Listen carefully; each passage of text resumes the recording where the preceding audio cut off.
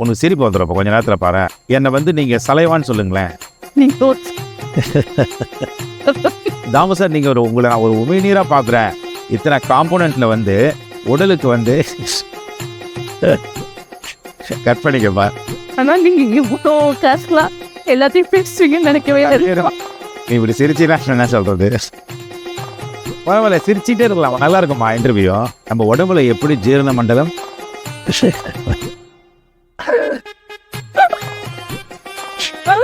அப்போ ஒன்று செய்யலாம்ப்பா. க்ளோஸ்அப் தானே? அவங்க இல்லை ஏப்பா, அவங்க இல்லைப்பா, நான் பேசிடுறேன். நீ வேணா மைக்கை கைட்டிட்டு சரிம்மா. இன்னும் நிறைய இருக்குது தான், விளக்கண்ணு இருக்கு. ஒரு நடிகர் ஒரு மிமிக்ரி இன்ஸ்டியூட் வச்சுருக்காரு. அப்புறம் அப்துல் கலாம் ஐயா சொன்ன வழியில் பயணிக்கிறார். இதனால் அவருடைய நேரம் விரயமாகும், வருமானம் விரயமாகும். இதை தாண்டி அவர் சொன்ன வார்த்தை, அந்த வார்த்தைக்குள்ளே எப்படின்னா நீங்கள் அடாப்ட் ஆனீங்க? அது கலாம் சாரோட பவர் தான். அவருடைய டிவைன் பவர்னு சொல்லலாம், அவருடைய பேர் ஆற்றல்னு சொல்லலாம்.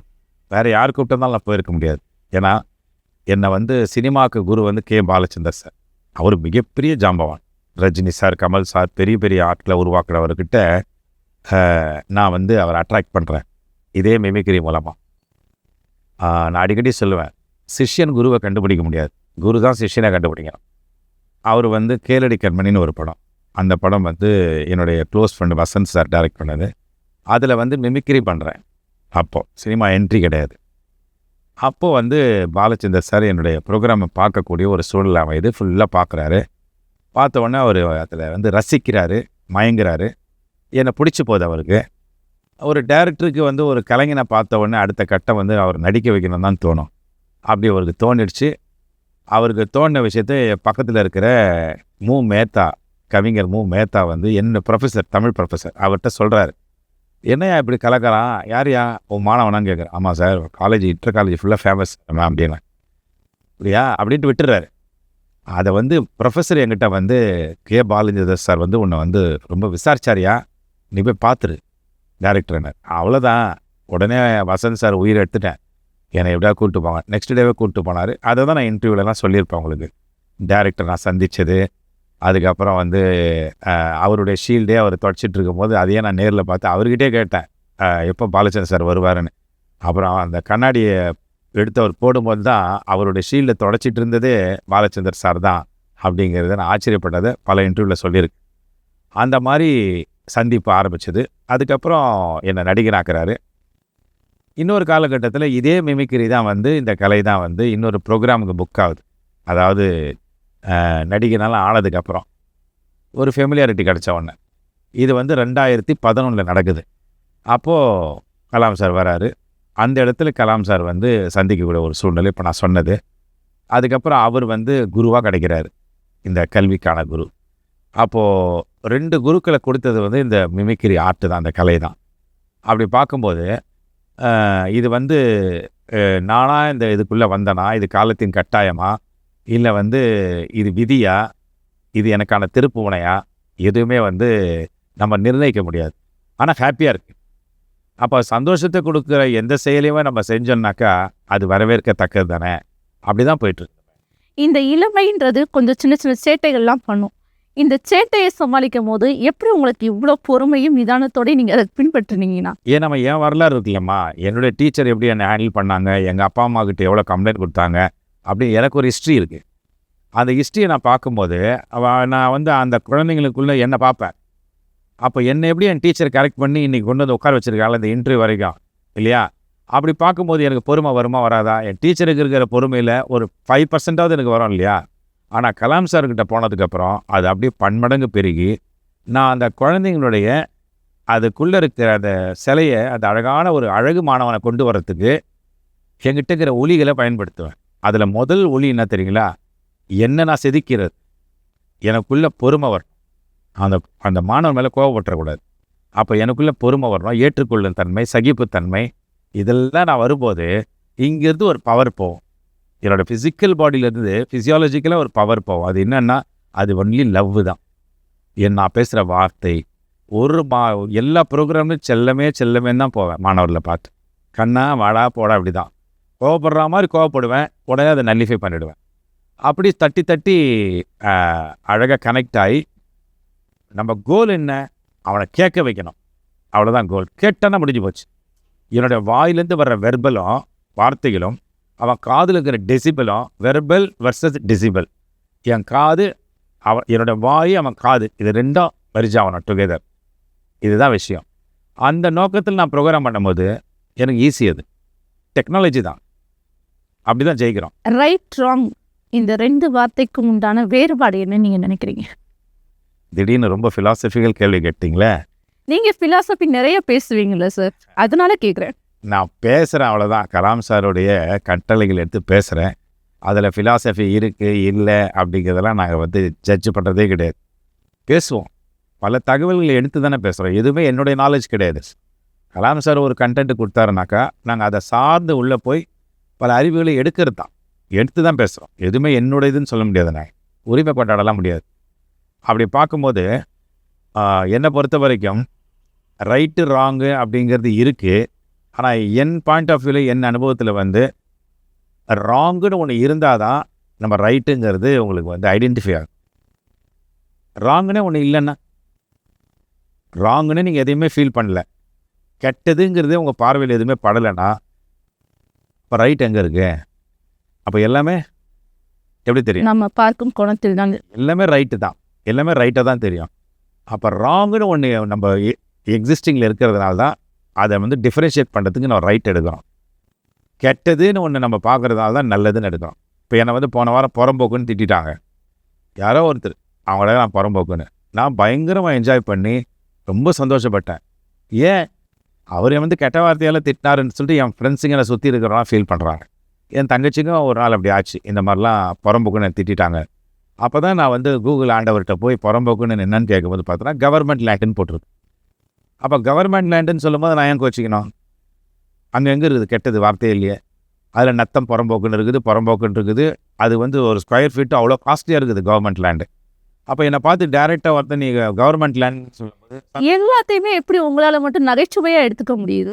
இல்லைம்மா, ரியாலிட்டியாக தானம்மா. இப்போது என்னை வந்து நீங்கள் சலைவான்னு சொல்லுங்களேன், சும்மா சொல்லுங்கள். நீங்கள் ஒரு சலைவான்னு சொல்லுங்கள். இப்போ சலைவாங்கிறது மீனிங் உங்களுக்கு தெரியுது இல்லைம்மா? சிரிக்கிற வார்த்தை தானே அது. சலைவானா என்னது தமிழில்? உமிழ்நீர் இல்லையா? தாமு சார், நீங்கள் உங்களை நான் ஒரு உமிழ்நீராக பார்க்குறேன். ஏன்னா தெரியுமா தாமு சார், அதில் டைலின், அம்லேஸ், பைகார்பனேட், லைசோசம், மியூக்கஸ், இத்தனை பொருள் இருக்குது, இத்தனை காம்பவுண்ட் இருக்குது. இத்தனை காம்போனண்ட்டில் வந்து உடலுக்கு வந்து கட் பண்ணிக்கப்பா. ஒரு நிமிஷம். ஆனால் நீங்கள் இவ்வளோ கேஷுவலாக எல்லாத்தையும் பேசுவீங்கன்னு நினைக்கவே இல்லை. நீங்கள் பேசுங்க. இப்போ வந்துமா நல்லது கெட்டதில் இப்போ வந்து ஒரு கெட்ட வார்த்தை இருக்குது. அந்த கெட்ட வார்த்தைக்கு அப்புறம் வருவோம்.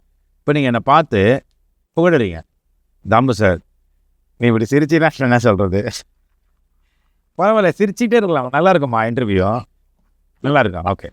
இப்போ வந்துமா நல்லது கெட்டது அப்படின்னு பார்க்கும்போது ஒரு கெட்ட வார்த்தை இருக்குது. அது என்னங்கிறத நான் சொல்கிறேன். அது சொல்கிறதுக்கு முன்னாடி அதுக்கு பேரில் அதோட ரியல் அர்த்தமான நல்ல வார்த்தை என்னன்னாக்கா, நீங்கள் என்னை பார்த்து தாமு சார் நீங்கள் பேசுகிற ஒவ்வொரு வார்த்தையும் பார்த்தீங்கன்னா நம்ம உடம்புல எப்படி ஜீரண மண்டலம்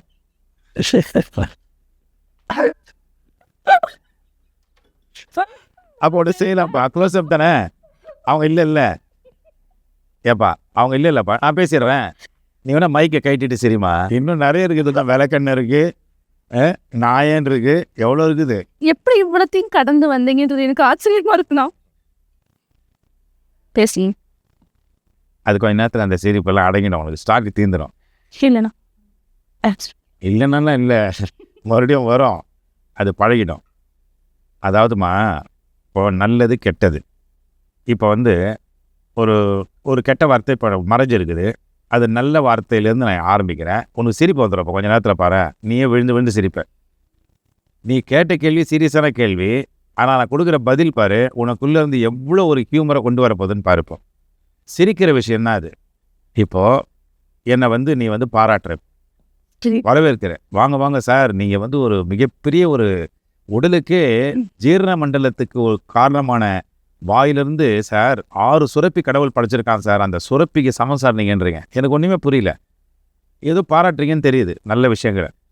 என்னம்மா சொல்கிறீங்க? ஆமாம் சார், நம்ம வாயில் வந்து பார்த்தீங்கன்னா உமிழ்நீர்னு ஒன்று சுரக்குது சார். அது இல்லைன்னா ஜீரணமே ஆகாது. மனித உடலுக்கு அதுதான் முக்கியம்.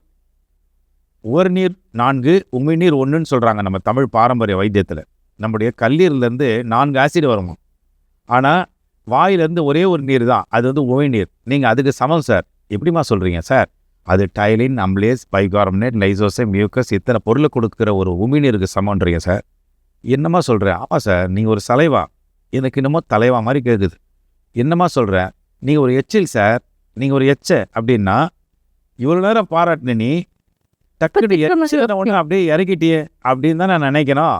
நான் நினைக்க முடியாது.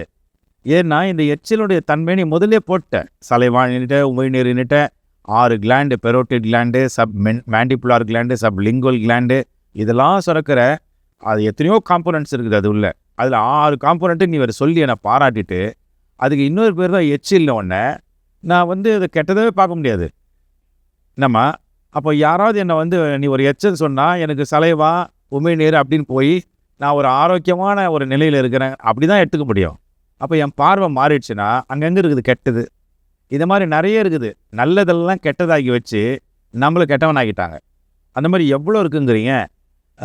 ஒரு விளக்கு, அந்த விளக்கு ஜோதி அசையாமல் இருக்கிறதுக்கு ஒரு எண்ணெய் இருக்குது. விளக்கு ஊற்றுவாங்க. என்ன விளக்கெண்ணெய். அதுக்கு இங்கிலீஷில் கேஸ்டர் ஆயில். அது வந்து மிகப்பெரிய ஒரு அற்புதமான ஒரு விதையிலேருந்து எடுக்கிறாங்க. அது 500 பேர் வேலை செய்கிறான் ஃபேக்ட்ரியில் இல்லையா. ஒரு ஸ்பூன் தொப்புளில் தடவிட்டிங்கன்னா வயிறு வலி நின்று போகுது. 3 நாள் 3 ஸ்பூன் குடிச்சின்னா 3 நாள் போகாதெல்லாம் வெளில போயிடுது எக்ஸ்கிரீட்டரி சிஸ்டத்தில். என்னம்மா நம்மளோட நிலமே மலத்தை வச்சு தான். அதை வந்து அது வெளியே தள்ளுது.